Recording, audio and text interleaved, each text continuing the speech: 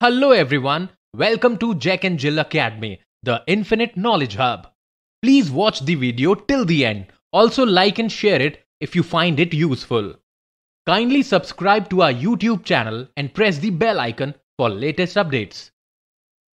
नमस्कार, मैं दिव्या दादीच आज की हिंदी की कक्षा में आप सभी का स्वागत करती हूँ। बच्चों, आज हम पढ़ेंगे पाठ 11 टेसू राजा बीच बाजार के कुछ अन्य प्रश्न उत्तर जो कि आपकी पाठ्य पुस्तक के नहीं हैं, जो कि कविता को पढ़कर कुछ महत्वपूर्ण प्रश्न बनाए गए हैं, जिनको करने से क्या होगा, आपका एक बार पूरी कविता का क्या हो जाएगा, दोहरान हो जाएगा। तो चलिए आज उन्हीं प्रश्नों को हम करते हैं। इससे पहले हमने इस कविता को पढ़ा और आपके जो पाठ्य पुस्तक के प्रश्न उत्तर थे वो हमने किए। आज हम कुछ अन्य प्रश्न उत्तर करेंगे। तो पहला प्रश्न है, कविता की पंक्तियां पूर्ण कीजिए। कविता आप सबने पढ़ी है, तो हमें यहाँ पे क्या लिखनी है, कविता की पंक्तियां जो यहाँ पर अधूरी लिखी हुई है उसे हमें क्या करना है, पूर्ण मतलब होता है पूरा करना। तो उस कविता की पंक्तियों को क्या करना है, पूरा करना है। ठीक है, तो पहले हम क्या करेंगे, पहले हम पढ़ेंगे टेसू राजा। तो पहली पंक्ति में क्या था, टेसू राजा बीच बाजार। क्या लिखेंगे हम, टेसू राजा बीच बाजार। बोलिए मेरे साथ, टेसू राजा बीच बाजार खड़े हुए ले रहे अनार। क्या ले रहे थे वो, अनार। क्या ले रहे थे, अनार। और कहाँ खड़े थे, बाजार में। ठीक है, उसके बाद है एक अनार में कितने दाने। उन्होंने प्रश्न पूछा था कि एक अनार में कितने दाने।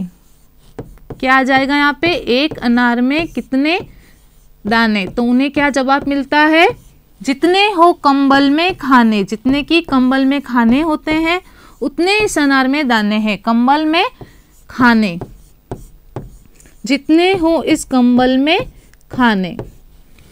एक झुंड में भेड़ कितनी। तो जब उन्हें क्या उत्तर मिलता है कि एक कंबल में कितने खाने हैं, जितने इस झुंड में जितनी भेड़ है उतने ही इस कंबल में खाने। तो अब भेड़ क्यों बताने लगी कि उस कंबल में कितने खाने हैं, जितने एक झुंड में भेड़ कितनी। अगला क्या होता है प्रश्न, एक झुंड में भेड़ कितनी। तो उत्तर क्या मिलता है उन्हें, कितनी। तो उत्तर उन्हें क्या मिलता है, एक पेड़ पर पत्ती जितनी, कि एक पेड़ पर जितनी पत्तियां लगी हुई है उतने इस झुंड में भेड़ है। एक पेड़ पर पत्ती जितनी। ठीक है, तो ये कविता की कुछ पंक्तियां थी जिनको हमने क्या किया है, पूरा किया है। अगला प्रश्न करते हैं, दिए गए शब्दों का अर्थ बताइए। ये शब्द जो है आपकी कविता में आए हैं, जो कि है झुंड, लते, कंबल और पुकारना। ये शब्द आपने अपनी कविता में पढ़े हैं। अब उन शब्दों का हमें क्या बताना है, अर्थ बताना है। तो पहला शब्द क्या है, झुंड। झुंड मतलब क्या होता है, समूह। क्या होता है, समूह। झुंड मतलब होता है समूह। फिर है लते। लते मैंने आपको बताया था, लते मतलब यहाँ पर है कपड़े। क्या है, कपड़े। उसके बाद है कंबल। कंबल क्या होता है, एक ऊन का बना हुआ होता है जिसको हम बिछाने के लिए या ओढ़ने के लिए काम में लेते हैं। कंबल एक ऊन का बना होता है, एक ऊन का बना वस्त्र लिख सकते हैं या कपड़ा लिख सकते हैं, वस्त्र, जिसे ओढ़ने या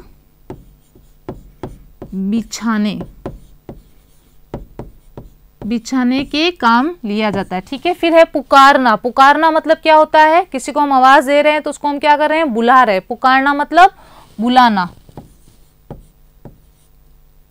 पुकारना मतलब क्या हो जाएगा, बुलाना। ठीक है,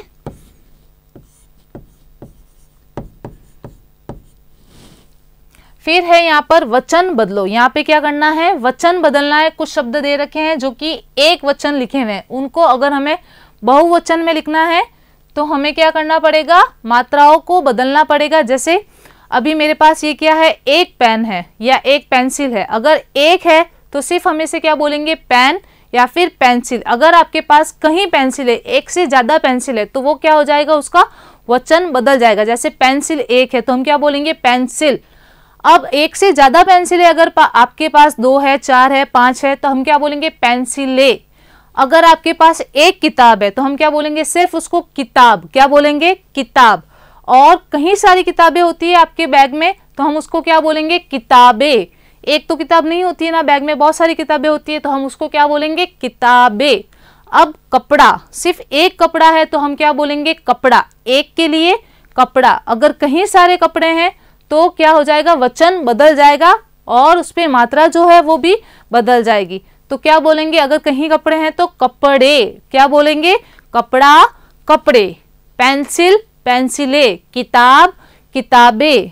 दीवार, अब दीवार, दीवारें। चारों तरफ दीवार है तो हम क्या बोलेंगे? दीवारें। एक दीवार है तो सिर्फ दीवार, और हमारे चारों तरफ दीवार है, 4 दीवारें हैं तो हम क्या बोलेंगे? दीवारें। तो ये क्या हो चुका? वचन बदल गया। वचन कब बदलता है? जब एक से कहीं सारी चीजें होती है, एक से ज्यादा होती है तो उसका क्या हो जाता है? वचन बदल जाता है। तो यहाँ पे सिर्फ क्या लिखा है? पेड़। अब कहीं सारे पेड़ होंगे एक उपवन में या एक बगीचे में तो यहाँ पे हम क्या लिख देंगे? पेड़ों। क्या लिख देंगे?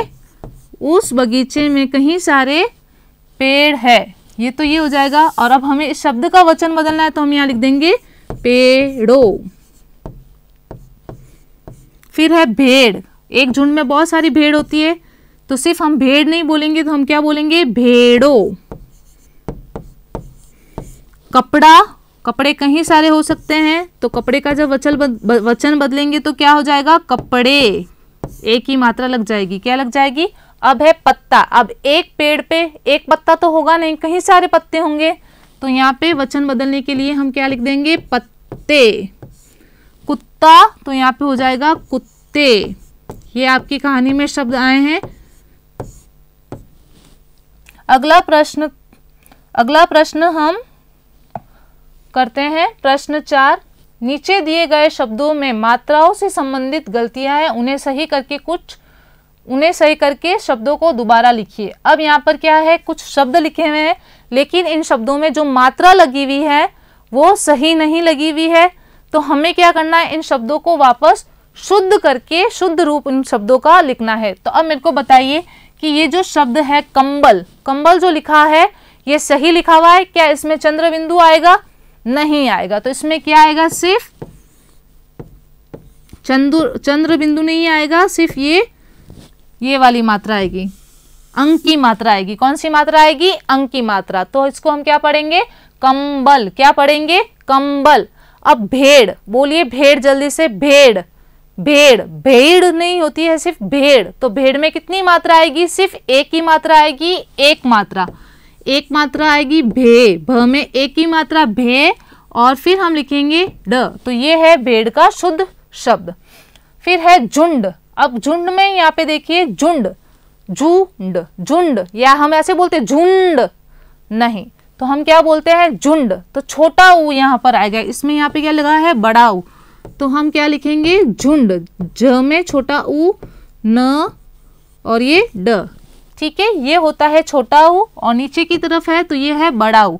छोटा ऊ जब हम पढ़ते हैं तो इसका जो स्वर होता है, उच्चारण होता है शब्दों के साथ, या हम ऐसे भी पढ़ते हैं तो छोटा होता है। ये छोटा ऊ है तो इसका स्वर भी कैसे निकलेगा? छोटा, यानी कि ऊ। और बड़ा ऊ है तो इसका स्वर कैसा निकलेगा? लंबा निकलेगा, यानी कि ऊ। ठीक है, तो यहाँ पर हमने लिखा है झुंड। फिर है 20। गिनती आप बोलते हैं ना 1 2 3 4 5 6 7 8 9 10, तो ये गिनती का एक शब्द है 20। अब इसको आप ऐसे पढ़ेंगे 20 होता है। क्या होता है? 20। क्या होता है?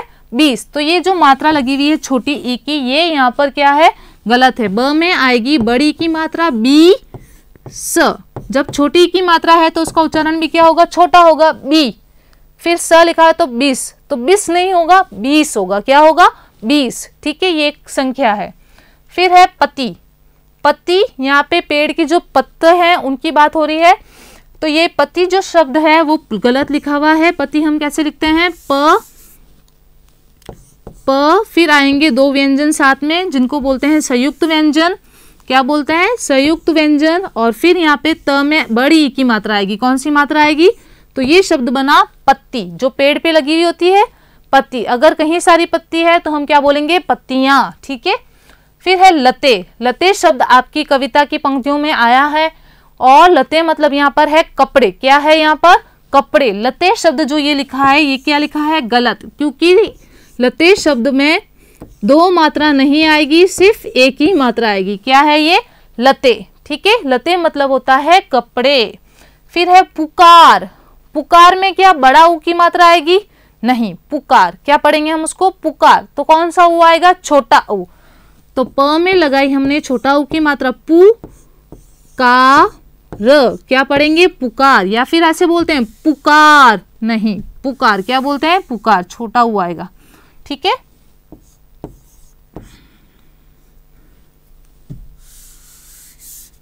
प में छोटा ऊ की मात्रा पु, क में आ की मात्रा का, र, पुकार।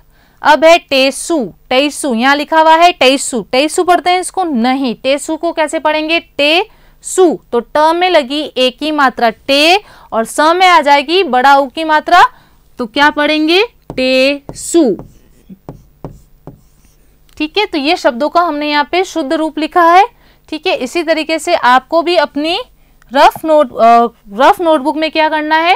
कुछ शब्दों को लिखना है और बार बार लिखने का प्रयास करना है। जो भी आपकी मात्राओं की अशुद्धियां है वो भी सही होगी, और इसके साथ साथ आप शब्दों का सही उच्चारण भी करना सीखेंगे। तो आज के लिए इतना ही। अगली कक्षा में फिर मिलेंगे और हम इसके आगे जो प्रश्न उत्तर हैं वो करेंगे। धन्यवाद। Thank you for watching the video. Follow us on Facebook, Instagram, Twitter and LinkedIn as Jack and Jill Academy for more information. You can also download Jack and Jill Academy's app from Play Store for online courses related to school education from pre-primary to senior secondary level. Competitive exams like NTSC, NDA, CLAT, JEE, NEET and multi-activities like yoga, art and craft, dance, music, self-defense and many more.